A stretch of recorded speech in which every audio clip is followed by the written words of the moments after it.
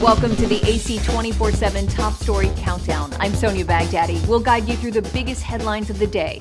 Our focus, advocating our rights, advocating health, and advocating Earth. Here's our pick for number 5. This was a rare clash between Palestinian Authority security forces and militants in the West Bank, and it resulted in the first Palestinian to be killed by Palestinian Authority security forces this year. And the reaction from the militant groups has also been harsh. It highlights the widening gap between the official Palestinian institutions and the militant groups, which hold increasing sway and power, especially in the northern part of the West Bank where this happened.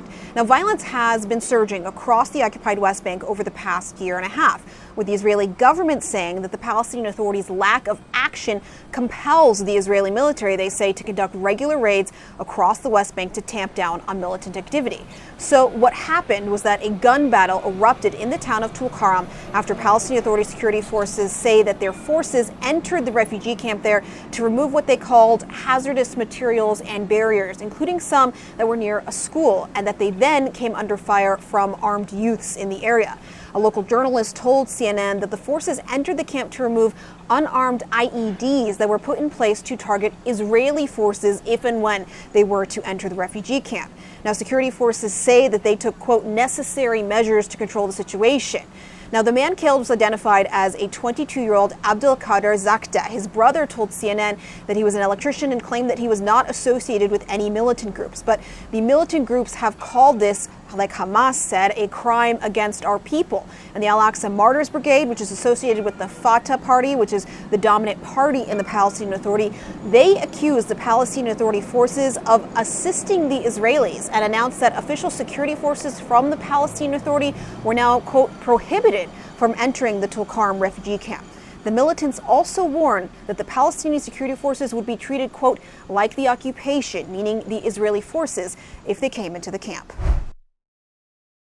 You can stream the Advocate channel now. Download our Roku, Fire TV, Apple TV, or Google Play Store app for instant access.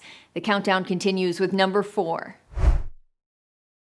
It's a condition where the heart can't pump enough blood and oxygen to support other organs in the body. Heart failure is serious and can have a huge impact on health and quality of life. Patients just can't function because they can't breathe and they start getting swollen and swollen over time. Dr. Emmanuel Finette with Cleveland Clinic says there's a broad spectrum of heart failure severity. He says patients first need to know what type of the syndrome they have and learn about it. It's much easier when we have patients that can have an education, they can understand what is going on, and can anticipate issues as well. Finette says most heart failure patients will be prescribed medications. Consistently taking that medicine on time is critical. He also says to monitor symptoms, watch for changes in body fluid, swelling, or shortness of breath.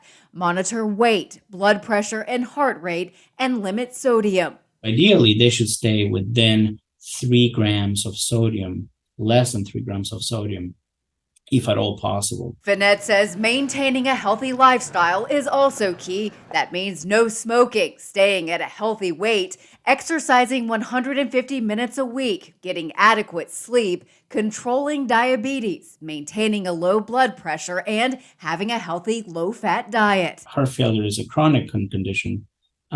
It's rarely cured, but it can be controlled. For Health Minute, I'm Andy Gaither. TheAdvocateChannel.com looks at the world through the lens of equality and inclusion. Subscribe, like, and share now. AC 24/7's Top Story Countdown continues with our producer's pick for number 3.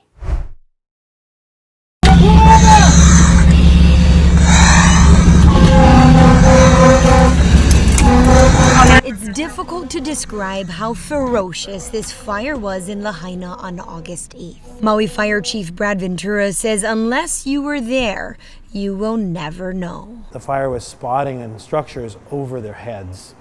The way they described it to me was the fire moved so rapidly through the neighborhood that it was moving like a wildfire moving through grass, but it was burning structures. Chief says many of his firefighters were trapped themselves. He says that no one gets left behind mentality and training is the only reason they made it out alive. The heat and the wind and the blockage of the roads at that time. They're heroes for getting out of there. They are incredible individuals for just being able to keep their poise, make the right decisions. Chief, number 1 in command, wasn't on island that deadly afternoon. He was taking his daughter to college in Colorado, but booked a flight back home as soon as he could. It was very tough to be away from our people, especially during such a time of need. Still emotional now? What's going through your mind? Yeah, absolutely. We're a close-knit community. We're a close-knit fire department. Nobody is unaffected by this. And just knowing that my firefighters are hurting is difficult.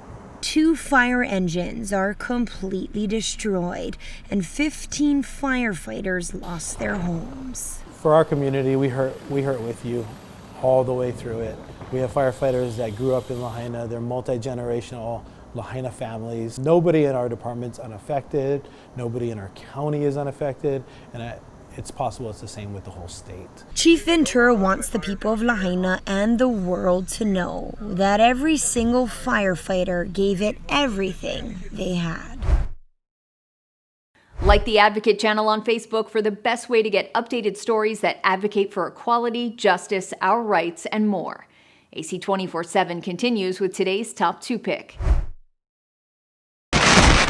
As difficult as it is to watch water churn, waves invade, landscapes shift in seconds.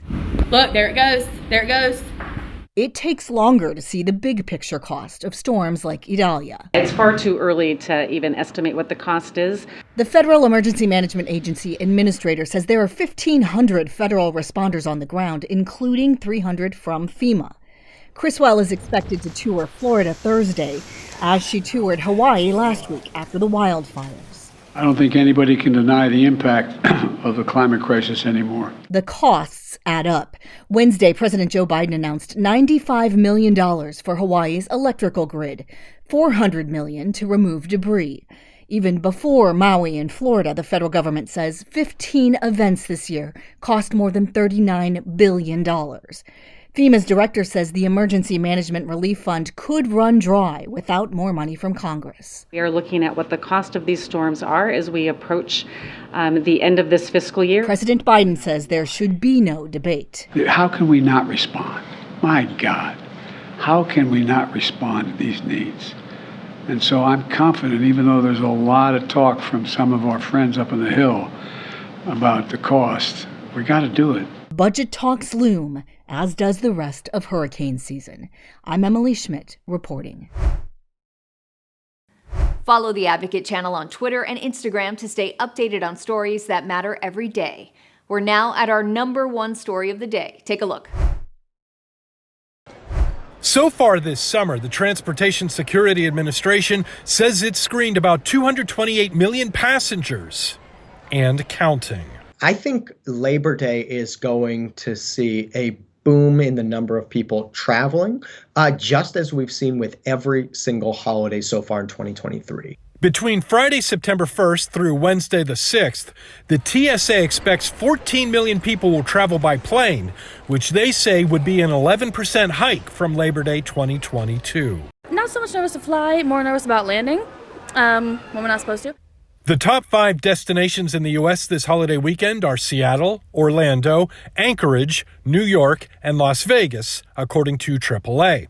But some travel plans will likely be affected to some extent by bad weather, including the aftermath of Hurricane Idalia. There's always going to be some amount of cancellations that happen as long as we have bad weather on the schedule, which some travelers are already experiencing. The storm is really bad to the point where everyone's like evacuated or it's storming so bad, the power's out, then I probably won't go. But I don't know how it works with the airline, if I get a refund. As for those heading out of town by vehicle, the national average for a gallon is $3.81, according to GasBuddy.com. I'm John Lawrence reporting.